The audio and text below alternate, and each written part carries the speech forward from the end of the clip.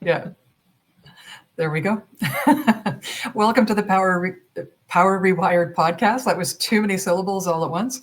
I'm Catarina von Madel. And I'm Liza Collins. Really good to see you, Liza. Congratulations on the book. Yeah. So we're in a really exciting position where you just published your book yesterday, The Physiology of Bullying, How Bullying Hijacks the Nervous System and What Leaders Must Do. So how are you feeling? Other than proud, how are you feeling? I'm quite ready to lie down in the darkened room, I think, for 48 hours. Just de-stress and relax. I don't think you're going to get that for a while. You're getting so much really good feedback on this book that I would imagine that you will not be able to rest for a while. And it's probably going to be really fun. Yeah, that's a good thing. It is well, a I good mean, thing. you got a review from Stephen Porges on the polyvagal theory, which is a big deal. There's a lot of other people that have, written blurbs on your book, which are pretty amazing. And the feedback that you're already getting on the book is pretty impressive. So yeah, I'm excited for this. And I'm excited for this conversation because what I'd like to do today is just sort of introduce the idea of your book and really why is this so important now? And there's a lot of things that we will be touching on in future podcasts for the Power Rewired. So this is definitely not the last conversation we're going to have about it, but it really today is really focusing on the book and why it is so important for us to talk about. Yeah. Yeah. Yeah. And thanks for the opportunity as well, Kat. So I'm excited to have this conversation. Brilliant. So just as a really quick introduction to the book, this is really about how bullying affects our bodies and therefore how it affects everything beyond our bodies, how it affects our communities, companies, organizations, societies. Yeah. You're talking more about the individual impact, but there's spin-off costs. And I think if I get it right, the main reason for you writing this book was really letting people know that they're not alone and that there are choices that they've got in terms of healing. They don't just have to live with the after effects of bullying. They actually can heal, and leaders, which all of us are leaders in one form or another, that we have choices also of how do we start changing the system. Is that kind of, what's the background? How did you get into writing this book and what was your purpose in doing it? Yeah, so I'll go back a couple of years. I've always been really passionate about anti-bullying in the workplace. And it started many, many years ago. I was a volunteer Samaritan in my early 20s. And one of my first calls that I took was from a middle-aged guy. Back then, middle-aged guy, he seemed a lot older than me because I was literally like 20, I think, when I was a Samaritan. And for people outside of the UK, it's a telephone service. It's a crisis counselling service, if you like. And this guy was being bullied by his boss at work, and he was thinking about taking his life. And I remember thinking, how is it possible that people get bullied at work? I could not get my head around it. And I remember thinking, surely that just happens in school. I really could not get my head around how people got bullied in the workplace. I was obviously working in the NHS at the same time. And what I then saw over the next 30, 35 years of working in that space was how much bullying does take place in the workplace. 2002, I did a master's degree in organisations and social change, and I chose the research question of, can the NHS create a harassment-free environment and a non-bullying culture? I'll leave you to think about what the answer to that is. And that was a really interesting piece of research. It showed me that the abuse of power is very much embedded into the hierarchical structures of healthcare and in organizations like healthcare, where you've got the hierarchical structures. And interestingly, I think, it just becomes so normalized in terms of behavior. On the back of that, I set up volunteer services that were helping to support people separate from HR. And we can talk a little bit more about the organization's response to bullying and the role of HR as well. And I didn't quite realize back then how important it was to have that separate safe haven for people to speak up about their experiences and get the validation that they needed, and some signposting as to where they could potentially go. Fast forward a few years after that, not going to name any dates or organisations, I had my own bullying experience, which was very harmful. And as part of the recovery and healing from that experience, I got really curious. I couldn't understand why my body reacted the way that it did, which was to feel a crash very, very, very quickly after the experience. And I was really lucky at the time. One of my close friends was a mental health nurse and a military trauma expert. Not everyone's got a military trauma expert as a close friend. But we lived near the RAF base, so our kids went to the same nurseries, and you know, we became very much part of that community. And she really helped me to understand that my body was suffering from trauma, and I couldn't connect to the word. You know, trauma was war, it was rape. You know, it wasn't work at all. I could not connect to it. And she pointed me to all of the books of the trauma gurus, you know, Bessa van der Kolk, Gabor Mate, Stephen Porges, Peter Levine. And I just inhaled those books. Couldn't read them, and there's a reason for that, but I could listen to them on audiobook. And that started to give me a language and an understanding of trauma. And whilst they didn't talk about trauma in relation to bullying, it gave me a language to understand what was happening in my physiology during that experience and afterwards, and also to help me understand what was going on in my brain. And I think one of the biggest aha moments for me was when I understood that the amygdala part of our brain, which is one of the oldest parts of the brain, when you're being bullied in the workplace, and it happens at other times when we feel under threat and we're in fear, becomes like a faulty fire alarm. And the way it was explained to me was when the amygdala is inflamed, it behaves like a faulty fire alarm. So you see danger everywhere. And in order to, because our brains are neuroplastic, in order to come out of that, in order to create the healing from being in that faulty fire alarm situation, we need to understand that the brain part of that part of the brain is inflamed. And therefore, just if you were a runner and you banged your knee and your knee was inflamed, you'd rest it for 6 weeks. And we need to do that with our brains. And of course, nobody tells us that. And especially if you've had a bullying situation in the workplace, most people will silently leave, they'll go on to another workplace, and they don't quite understand why they take that trauma with them. And again, trauma feels such a strong word to use. Because in the early days when I was doing the research, I was very much in the kind of camp of putting in early behaviour change. There might be some accidental bullying, strong performance management. And then what I experienced was the real toxic end. So, you know, I really had to get comfortable using the word trauma. Let me interject just really quick, because I want to validate that trauma is the right word to use. So when I was doing my academic research at the PhD level, there were a few definitions of trauma, and the one that I thought was the most relevant, and I'm team nervous system, as we talked about, I'm really focused on how our nervous system reacts, because I really believe the vagus nerve, and this is kind of what Stephen Porges is talking about, Bessel van der Kolk, Gabor Mate, they're all sort of in that team nervous system perspective, which I think is really, those are the people who are making strides in trauma healing, understanding what trauma is, and also starting to have conversations around trauma prevention. But the definition of trauma that I really like is when your threat response is imbalanced, when your nervous system is imbalanced, misaligned, and is permanently in the wrong threat response based on what you're actually facing. So even when you are in a safe situation, you're still in a threat response because your nervous system can't calm down enough and you can't heal. So calming is one thing. That's the palliative. What I talk about is the palliative in the moment. But we also have to do the healing where we can reset the nervous system so that it can be more aligned and flexible and responding in ways, you know, having the appropriate threat response for the circumstance. So that's why I think talking about trauma in terms of bullying is the right term. And Gabor Mate also goes on to say that trauma isn't the definition of what happened to you, it's your perception of what happened to you. The after effects.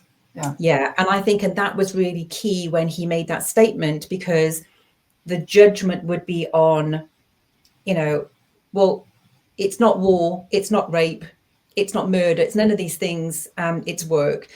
But actually, when it's shifted to trauma is how you perceive what happened and how the residue of that affects your body, I think was a game changer.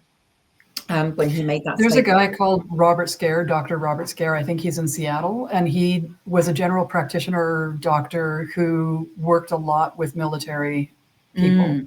And then he ended up writing, I can't remember his books. He's got more than 3 books. He's got quite a few. There's one in particular that I thought was brilliant. And he's the one that sort of introduced this idea of big T trauma and small t trauma. Okay. Big T trauma is the 9/11s of the world, being in war, being raped, any like major thing where everybody goes, oh, that's big. But the drip, drip, drip of small t trauma is how he describes it, which is the constant work situation of having a toxic boss. Maybe there's nothing that you can really point to and say, this is what happened, but it's the constant, every time every time the boss, the toxic person walks in the room, your nervous system kind of does that. That's the small drip, drip, drip of, small t trauma. And there's other things as well. And what Dr. Robert Scare said from his research, and it's been borne out in quite a bit of other research, that can be in some ways even more toxic and traumatic, meaning the after effects, than the big T trauma, because society kind of rallies around the people with the big T trauma and there's more supports available. For the people with the drip, drip, drip, small t trauma, everybody's kind of like, especially where I come from in the business world, is just suck it up, man. Like, if you want to play with the big boys, then play with the big boys. And if you can't handle it, if you can't handle the heat, get out of the kitchen kind of idea, right? And I think there's an element of that. It just, the language is different, the terminology is different, but it's going to be in the healthcare field. Every profession is going to have some variation of that. Let's shift really quickly let's just clarify quickly. What does bullying mean? You use the word harassment, and what we're talking about is bullying. What does bullying actually mean in your definition? And how is it different from harassment? And why are you talking about bullying, not harassment? Yeah, it's a good question. Questions on there, sorry. Yeah, no, that's fine. And I want to go back as well to the nervous system as well. After I'll talk about this first. But so it's really interesting in terms of the definition of bullying. And I'll read out what ACAS says. So ACAS is the organisation in the UK that helps step in and prevent some of these behaviours escalating. And so bullying is classified as unwanted behaviour from a person or a group that is offensive, intimidating, malicious, or insulting. It can also be described as an abuse or misuse of power that undermines, humiliates, and causes physical or emotional harm to someone. Bullying can be a pattern of behaviour or a one-off incident that can happen in person or online. What's interesting about bullying, we don't have a law that anchors the definition of bullying. So whilst we've got the definition through ACAS, there's no law. And it's really, really difficult to prove bullying, bizarrely. And I think part of the problem is we've completely normalized harm at work.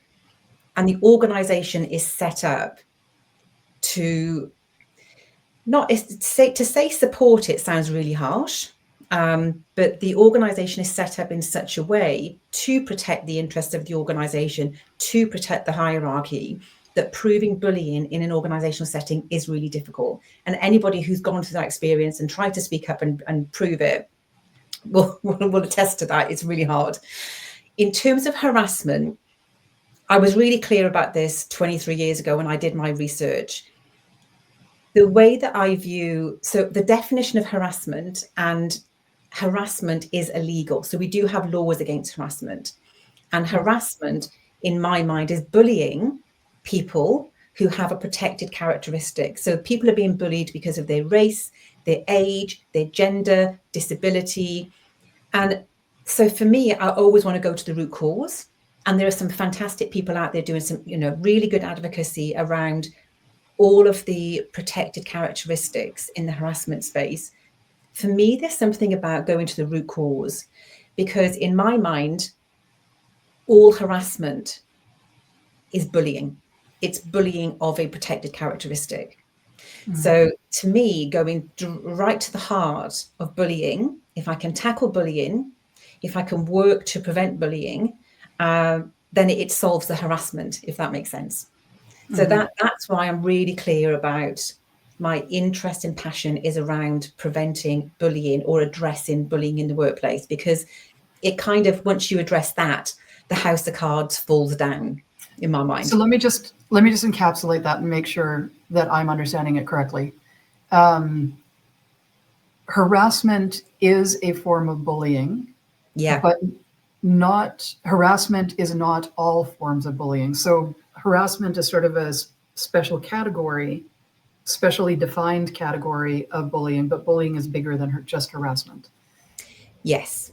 In my mind, sorry, let me get rid of that just. There is no just in harassment. Bullying is a bigger issue. Yeah.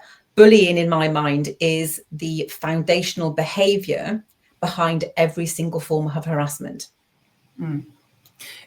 And as we've talked about, it is the individual behavior and the cultural norms and the organizational norms and societal norms, etc. And the silence, because I think one of the barriers to exposing bullying in the workplace is the silence and complicity, because there's lots of research now about bystander behaviour, about upstander behaviour. You know, within the military, they have a term called moral injury, where that's come from the military perspective, where, you know, people have come back from war and they've done things when they were at war that went against their moral compass. And then they'd kind of have this moral injury afterwards. And we're also seeing that in the workplace, where people have turned a blind eye to people who are being targeted. And I'd experienced this myself, actually, and others have talked about it, where when I went through my experience and people stayed silent and they turned their gaze away and they didn't want to get involved and they didn't speak up, they contacted me a couple of months afterwards to see if I was okay. And it was more about them and the guilt that they felt. And me saying, yes, I'm okay, alleviated that guilt. And then they felt they could go away. So that's what moral injury looks like. So anyone I've had that experience in totally different contexts. Yeah, I understand that. Yeah. Except I wasn't quite so gracious. And just going back Anyways, and just going back to what we said about the big T and the little t. Interestingly, when it comes to our nervous system doesn't differentiate whether or not we are. I mean, we can use the theatre of war, or we can use the analogy of being chased by a tiger, but our nervous system and our brain doesn't differentiate between feeling threatened at work because of malicious gossip or the way that people are treating us, and that drip effect of the small t, or whether we're being chased by a tiger, or you know, in the theatre of war. So it seems quite extreme to use those words, but our nervous system doesn't differentiate between those. The response that our body goes into in terms of what's known as amygdala hijack or our nervous system hijack is the same. You know, it just happens automatically. So let's pull some of these things apart. Let's talk about your nervous, again, I'm saying nervous system, you're bringing in the brain as well, which is part of the nervous system. Let's talk about what happens when somebody experiences bullying in the moment. And we'll expand the conversation to say, what are the after effects of that? Then we'll talk about what are the impacts on bystanders, because there's a lot of people who are affected by that in the short term and the long term. So let's just start with explain when I or somebody is experiencing a bullying incident or in a bullying context, and I have to go to work every day and face it, or whatever the context is. What's happening to me physiologically, you know, the physiology of bullying, what is actually happening physiologically to me in those moments? Yeah. So there's a couple of things here. So if we think about, okay, the setting is the workplace, which when we walk into that setting every day, there's an unspoken contract, there's an unspoken rule that I'm walking into a safe organization, a safe space. Now, if I walked into the organization every day and somebody hit me over the head with a big wooden plank, I could say, that really hurt. Sorry to laugh You're at that. using me. You know, that's not on. And you could do something about it.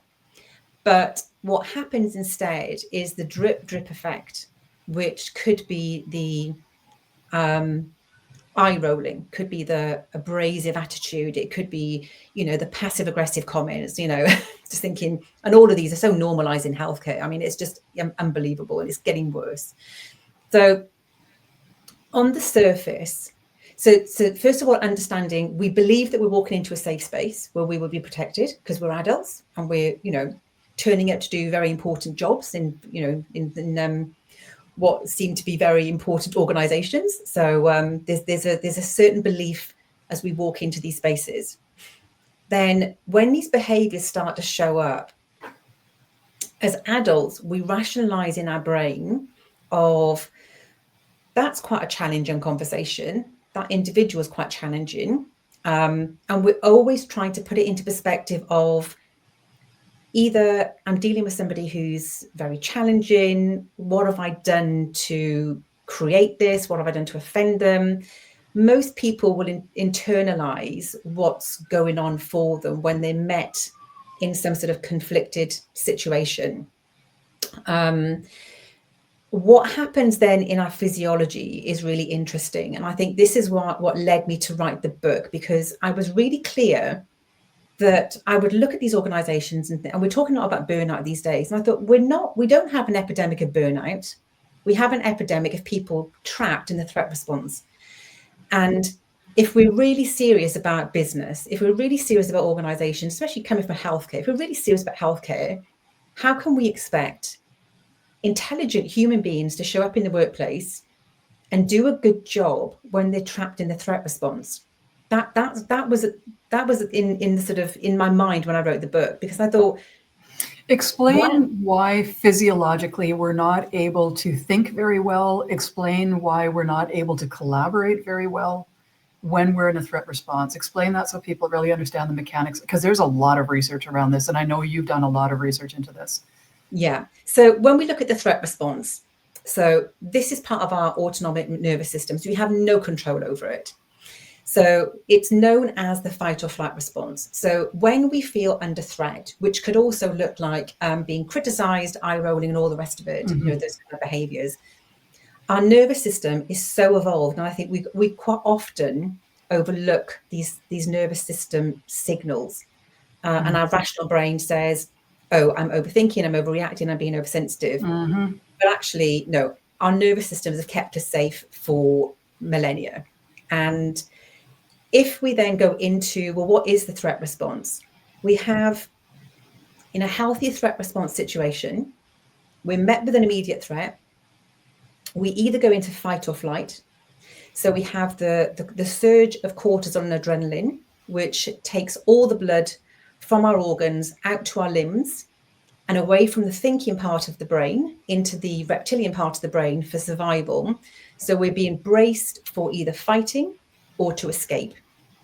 So when we see people in the workplace who are defensive, or when we see people who are avoiding or not showing up, quite often we'll link that with poor performance.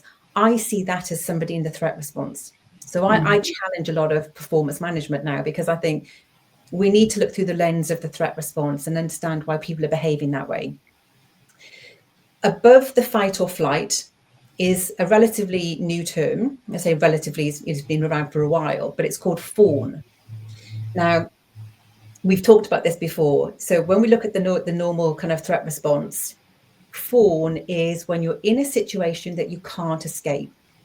And it's a befriending. How can I befriend? And in an organization where you're working and you're dependent on the job for your money and your livelihood and your family, then you go into that people pleasing, you go into that fawning response, because of course you want to be able to keep your job.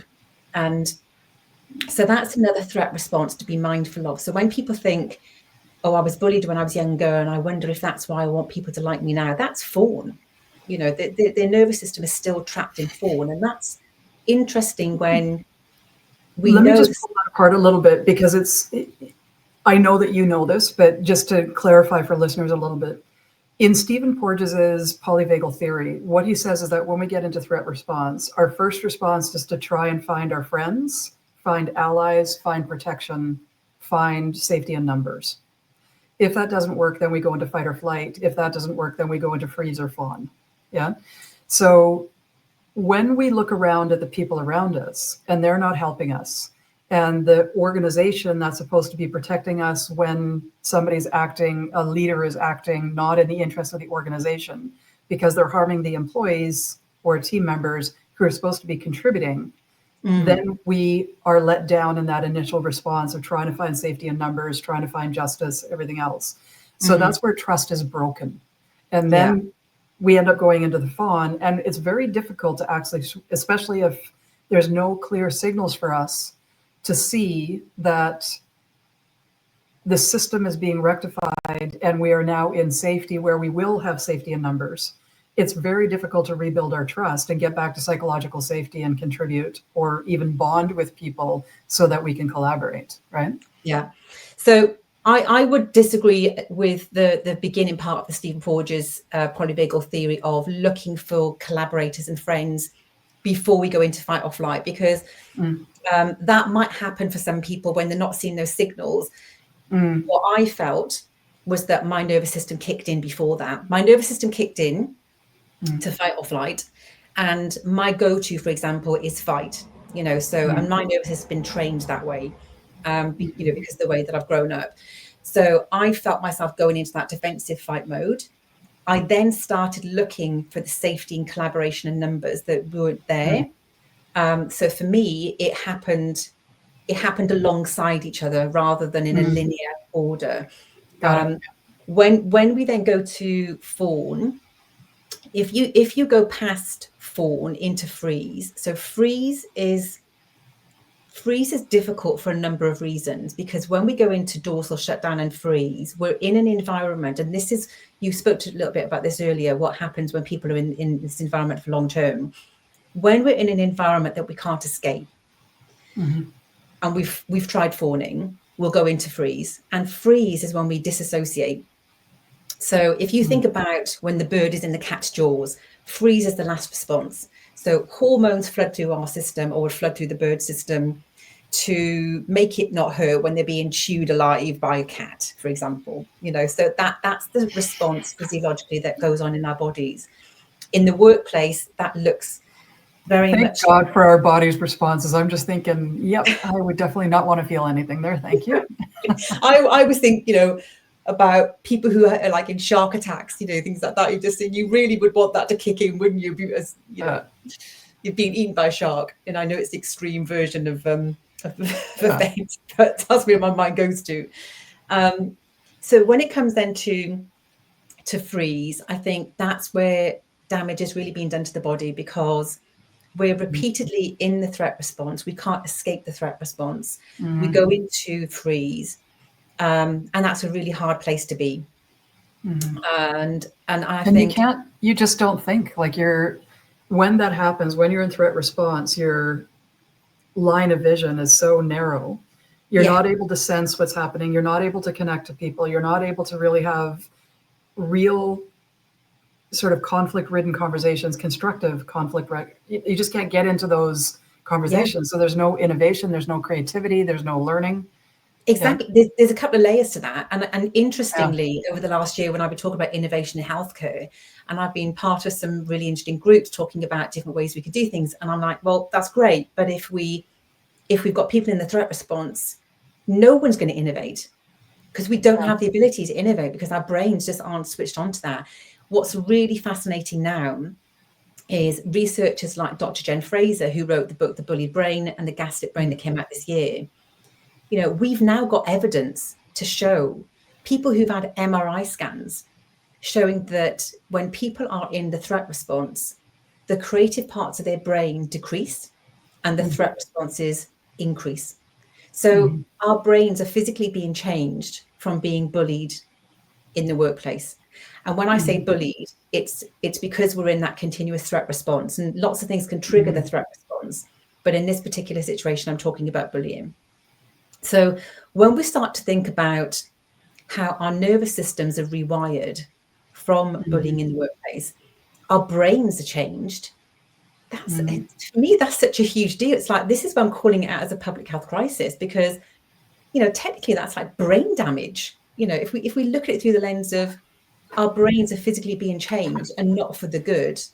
I mean, there's actually research that shows us even broader than that. It goes beyond just brain damage, but I mean, that's obviously really, really important to recognize. Let's just sort of talk a little bit about what are the effects on bystanders, because, you know, it's kind of like there's secondhand smoke damage. We know that people get cancer from secondhand smoke almost as much as they do from choosing to smoke. So let's talk about that just briefly. Talk a little bit about how the bystanders are affected as well. Yeah. So I suppose from the bystanders, this again is another couple of different layers. So their nervous system, let's start with the nervous system, is going to be wired to threat, because we know from bystanders, and the reason why people are bystanders is because they're too scared to speak up in case they're the next target. So if they're too scared to speak up, that suggests they're in the threat response.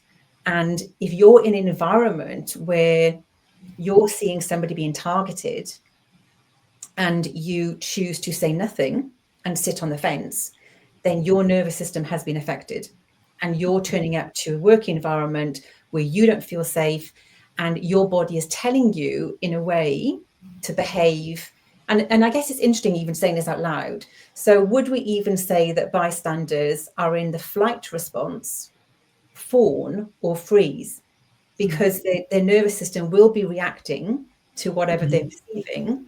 And that's going to be harming their bodies as well. Now, interestingly as well, I think with bystanding behaviour, you can either get people who will just stand back and choose to say nothing and turn a blind eye because it's easier, or you get the bystanders who then lean into it and become part of a group bullying campaign, which is what I ended up experiencing. There were some people that sat on the fence, some people that stood back, and then some that kind of leaned into it. And that's when it can become really, really toxic for the individual. But bystanders don't get away with it. We know the ripple effect of bullying just keeps going out and out and out. It affects people's home lives, communities, and bystanders don't get away scot-free either. And some of those bystanders will have a moral injury when they kind of reflect, when they've seen the harm that's been caused, and if somebody's lost their livelihood, the guilt sneaking in and thinking, I should have spoke up, I should have said something, I didn't. And then there's the reaching out to validate them. So what's interesting is there's really dramatic short-term effects for the person experiencing bullying. There's long-term effects for them. And you're talking more about how they're just not able to participate fully, how their lives become smaller in effect. But there's also the bystanders who are affected. There's families that are affected. And you're talking more about the impact on organizations, and that our organizations just don't function properly when we've got bullying cultures. And we also know from an awful lot of research, like at least 30 years of research, there's health implications in this. So we also know that people end up having more chronic illness. They have more dysfunctional behaviors, which create more chronic illness. Like there's just all these really toxic, negative ripple effects throughout all of society. So, and that's why you're calling it a public health crisis. Is that the wording that you use? But that concept, So if we know from extensive research that these circumstances are damaging for the organizations because they become less effective, we know that it's damaging for society because we have a sicker society and more healthcare costs.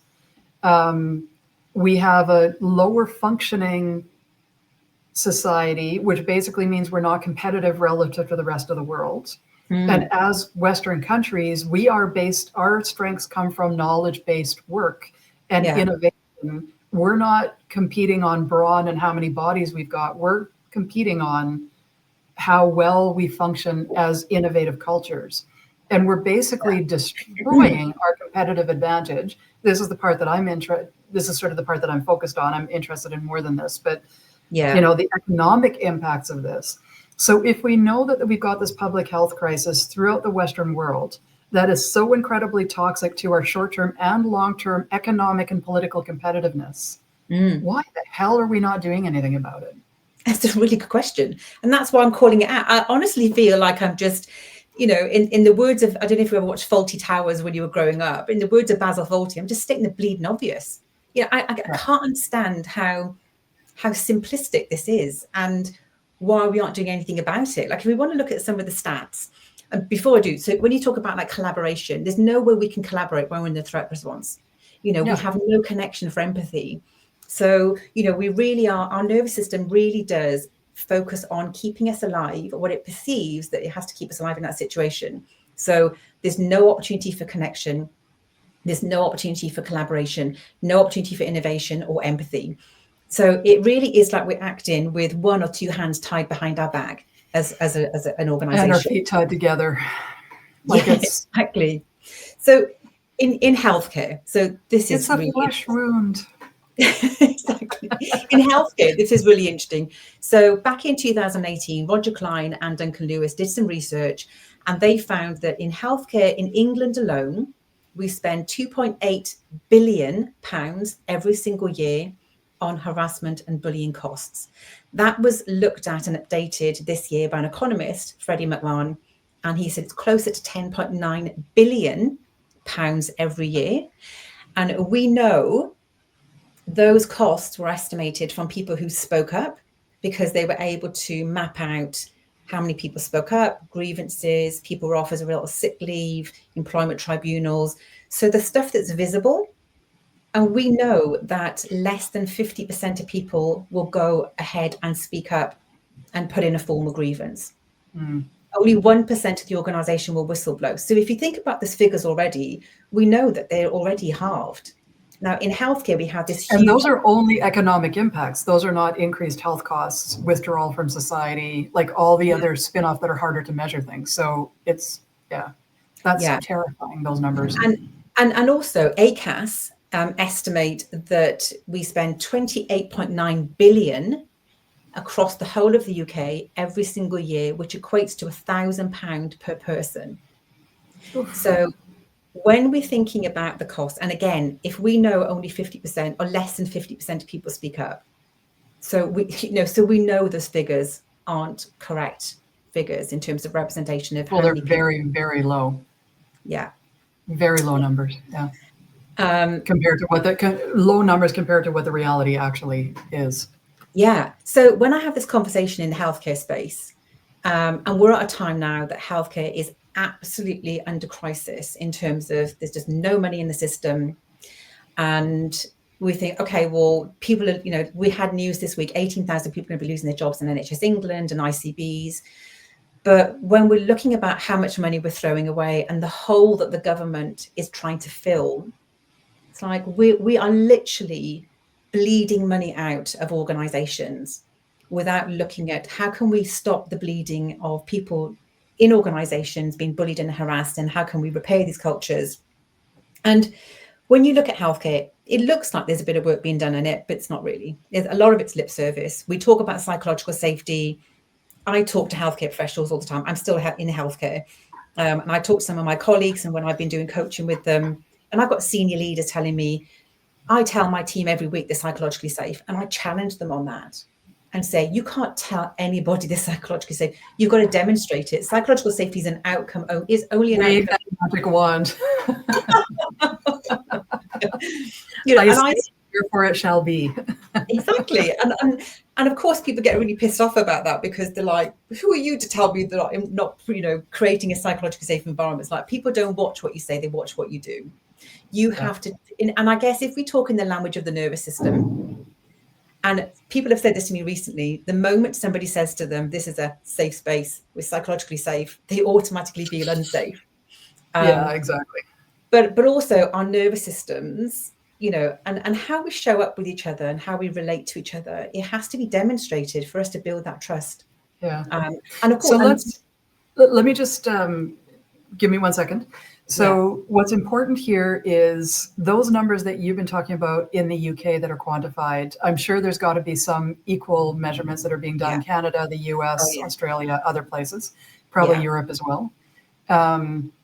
we can extrapolate what is happening in the UK is probably very similar to Canada, but it's not just the UK healthcare system that has this. We're in Quebec, we've got this huge blow up right now of the government doing some horrific things to doctors, so much so that the majority of doctors are leaving. There's 260 doctors that have already applied from Quebec to move to Ontario. That's just 260 people who have gone public and said they're looking for jobs in Ontario because of what the Quebec government is doing. It's a debacle, but we have a debacle here in Ontario. It's across Canada. We got healthcare crises. That's both in terms of service provision and how healthcare is actually accessible, as well as how people are treated in the system. And since COVID, there's been increasing discussions. So this is not a UK healthcare problem.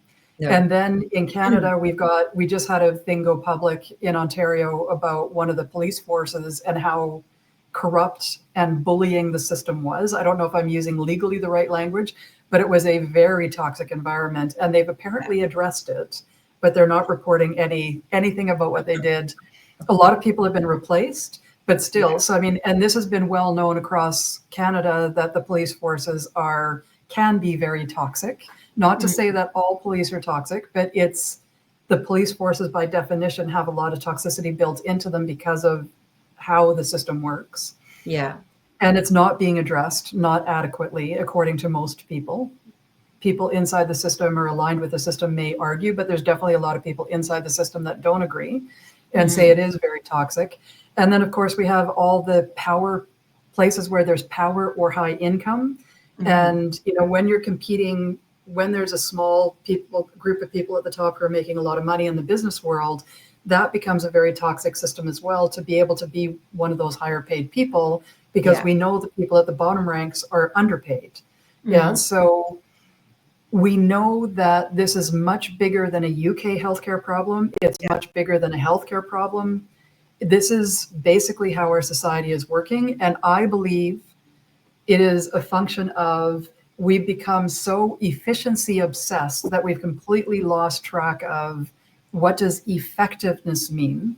And there's a whole bunch of people who are taking advantage of the fact that our population has been indoctrinated with efficiency, cut costs, and forgetting that at some point in time, you also lose what the whole purpose of the system was supposed to be. Yeah. And then there's the people who are really milking the system and taking advantage of the system. So it's a very, very toxic system that we're in. Yeah. What you talk about in your book is how can people heal from what do they do in the bullying situation? And the words that I use is the palliative level, the healing level, the strategic level. And palliative is how do you take care of yourself in the moment? But if we don't also do the healing of really making sure that we're resetting our nervous system, not just by calming ourselves, but literally by healing, grieving, and going through that whole process of really repairing the damage that was done to our nervous system, to our brains, to our bodies, because it's not just our brains that are damaged. There's a lot of evidence to show that our bodies, our organs, muscles, etc., also sustain damage from trauma, unhealed trauma, which is why so much illness associated with it. So we have to do the healing work to reverse a lot of that. And then we also have to do the strategic level of how do we move forward and redesign the systems and change the systems. And the way that we do that is by recognizing individually that we have to do something, and then finding other people who are talking about similar types of ways of strategically building forward. And none of us are going to have the answers. This has to be an iterative, experimental, ongoing process. Right. And we have to sort of find our communities, and eventually we'll have critical mass. And critical mass is not a lot of people, depending on the context. And we can really start chipping away at the system and creating change. And that's a longer term thing. What you talk about in your book is a lot of the palliative, what do we do in the moment, and a little bit of the healing. And you also call out leaders and say, and how do we strategically start rebuilding those systems? Can you talk a little about those three levels and sort of what your conclusion is and your call to action? Like, what are you challenging people to do? Yeah, absolutely. And it's really interesting because I was asked this question the other day, and I honestly think it's really simple. right? Because when we go into this, simple but not easy. yeah, when we dig into this, it can seem really, really complicated, and of course it is. Whenever you bring humans together, it's always messy. But I honestly think this is really simple to sort out. I really do.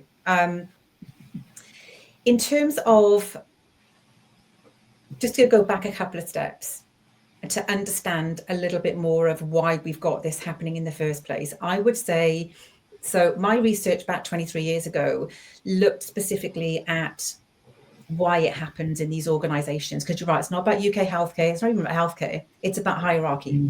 So hierarchy, the wrong type of hierarchy. Hierarchy is not necessarily bad, it's the way that we do it is damaged. Exactly.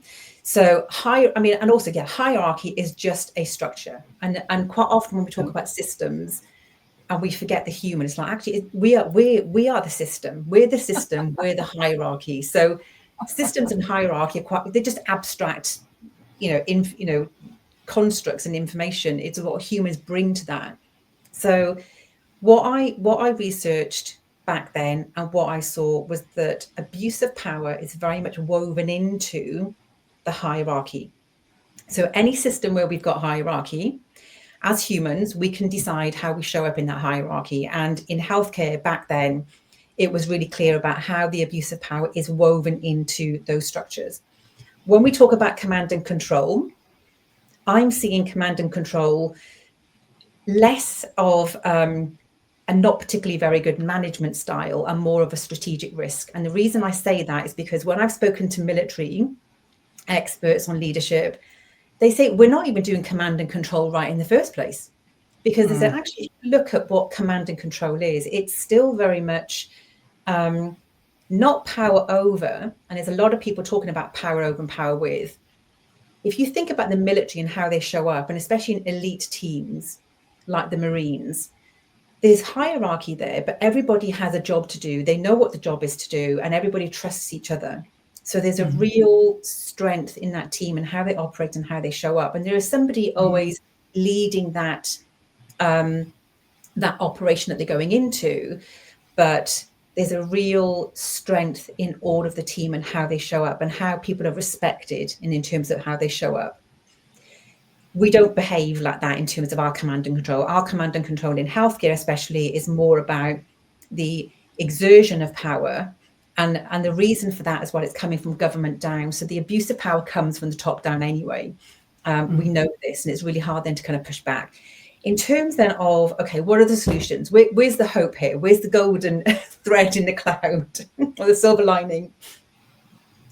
When we think about how we show up as human beings in the workplace, there's a lot of talk now about relational leadership. And the reason I think relational leadership is part of the answer, more than compassionate leadership, is that relational leadership talks more about how do we show up and have power with. And of course, that I'm not being naive in terms of let's play up and all be equal and, power with rather than power over, because we do have formal power over people in particular roles. And it's okay to name that out loud, and I think that's part of the courageous conversations that we need to have. And we need to get comfortable. We've talked about this before, Kat. We need to get comfortable having healthy conflict.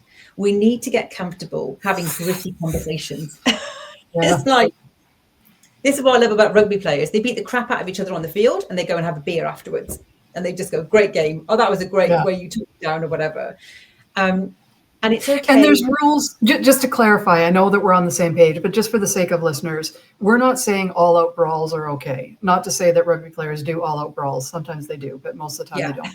But there's creative conflict, which has very specific rules of respect, rules of engagement.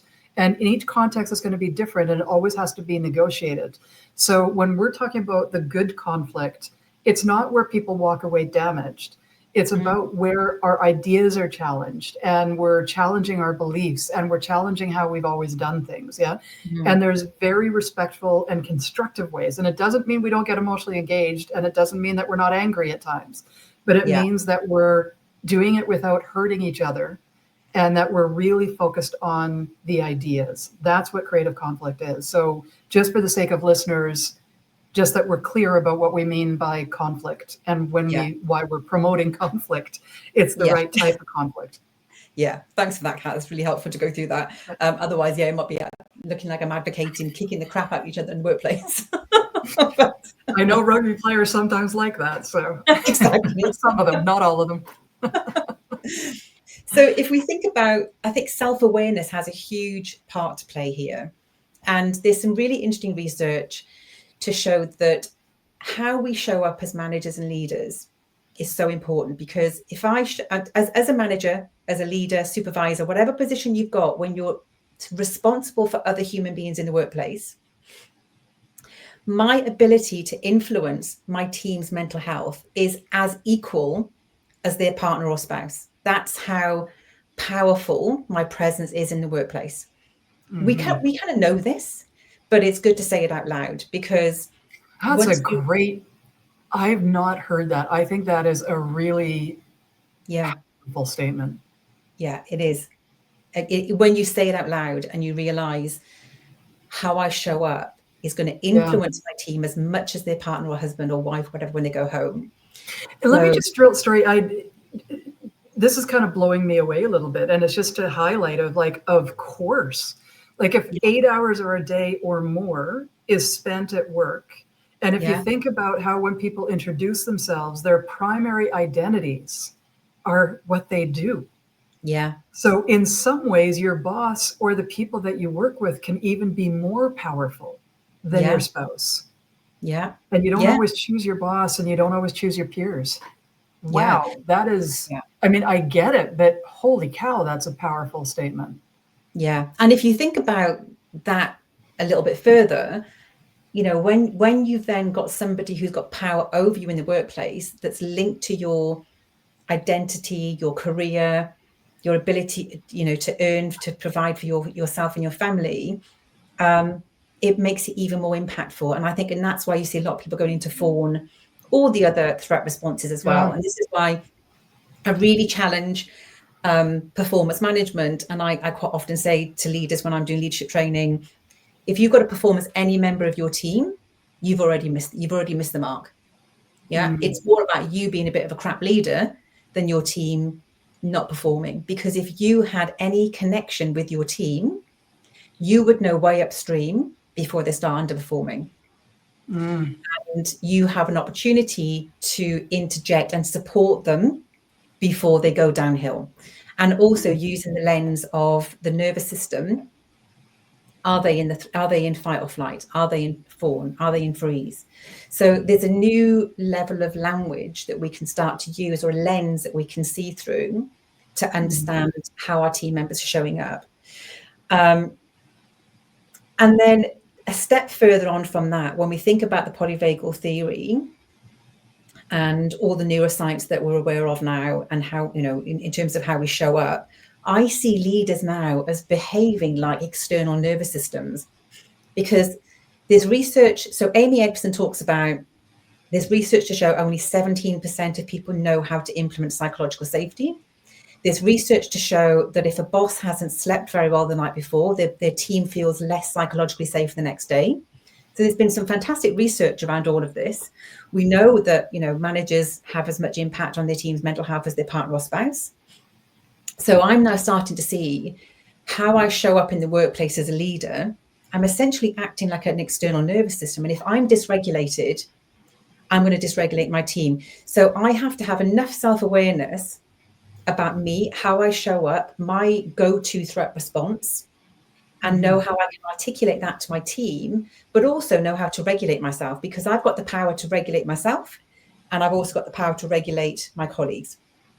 I always think, you know, if you think about like firefighters, police, A&E doctors, theatre, you know, doctors, when you're in those crisis situations, how those individuals have learned how to calm their nervous system and calm everyone around them, to be able to say, look, we need to get together and sort this out in a way where we feel calm. We're alert in terms of the job that needs to be done, but we try and stay get as calm or regulated as we possibly can, so we're not all running around like headless chickens.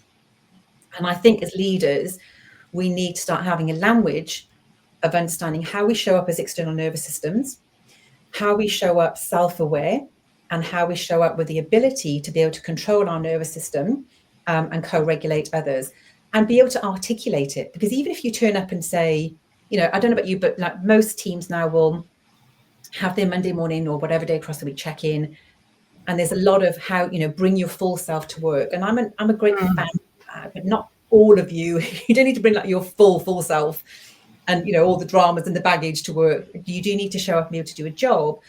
But if something has happened to me the night before, the week before, I should be able to feel safe enough to say to you, if we were turning up and you were my team leader, what was going on, for you to understand, okay, Liza's not firing on all cylinders today. What can I do to either support her, or can I like just give her a bit of space, push her back, and not in a negative way, but okay, let's just take some pressure off. What can I take off your plate today to give you a bit of respite?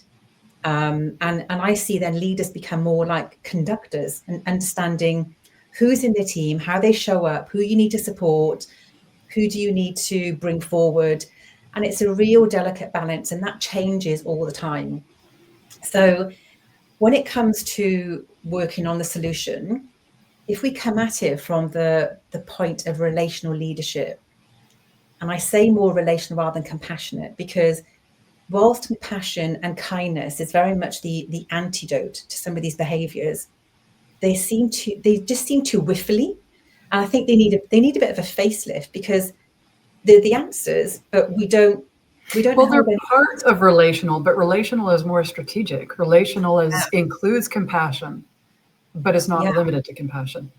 Yeah. And it's not shying away from having hard, gritty, courageous conversations. And if I think about some of the teams that I've led, you know, I need to be able to take on board some hard feedback. You know, I ain't perfect. You ask my husband, I'm not perfect in terms of how I show up in the workspace. So I need to be able to be regulated. I need to be able to take on some really hard feedback at times. I need to be able to know how to provide a really safe space to have difficult conversations, and hear the voices of others, and not be the main voice. I mean, you hear lots of people talk about servant leadership and coaching leadership, and there's lots of different names, these different types of leadership styles. But essentially, how can we show up where we're self-aware? We have the ability to know what psychological safety means and how to build it, and it's the outcome. So to me, the building blocks of psychological safety is, how do we create trust? How do we create belonging? You know, how do I make my team feel like they're listened to, they understand, they're validated, you know, and I want to hear from them, that they are part of the team. These are all the small building blocks that we need to put in place. Psychological safety is then just the outcome only, rather than the action. So if we reduce it back to some of these simple but not very easy behaviors, and again, we're not taught these as leaders. We're not taught these skills. I've never been on any leadership course where I've been taught these skills, which is why I teach them now. I've done lots of jobs where I've been promoted into positions of authority without any training, and you learn on the job, and you create a lot of mistakes when you do that. So I think there's a lot of accidental behaviors that happen because people just haven't had the right training, the right support. But I think if we look at some of the simple solutions, you know, I'm a real fan of the KISS method. Keep it simple, stupid. You know, keep it simple. Just always boil it down to the simple things that we can do. They're not always easy, but it just gives us some very clear parameters and things that we can work on. Yeah, I love that, Liza. Sorry, say it again. And that's where we get the biggest wins, I think, just going back to some of the basics. Yeah. It's really, really good advice. I love your talking about relational leadership and all that you talked about with that, really creating psychological safety and really understanding what psychological safety is. You know, but more importantly, congratulations on this book. I think it's really going to be helpful to a lot of people to lay the foundations for, you know, creating that relational leadership. So once again, the book is called The Physiology of Bullying: How Bullying Hijacks the Nervous System and What Leaders Must Do. In closing, Liza, could you let people know where they can find the book and what links you're going to put at the bottom of the video so they can connect with you if they'd like to? Yeah, I will do. Before I do that, I'll also be really clear in terms of the book. It's written for two audiences. It's written for individuals who are either being bullied at the moment or who have been. And it gives an understanding of what's happening in your body while you're going through those experiences. It gives you a language that you can start to then use again, just to deepen your understanding and help you move through that experience. And it's also an invitation to challenge leaders to open up the space to have these difficult conversations around the system-wide impact that this has and the system-wide changes that we can make. So I just wanted to say that.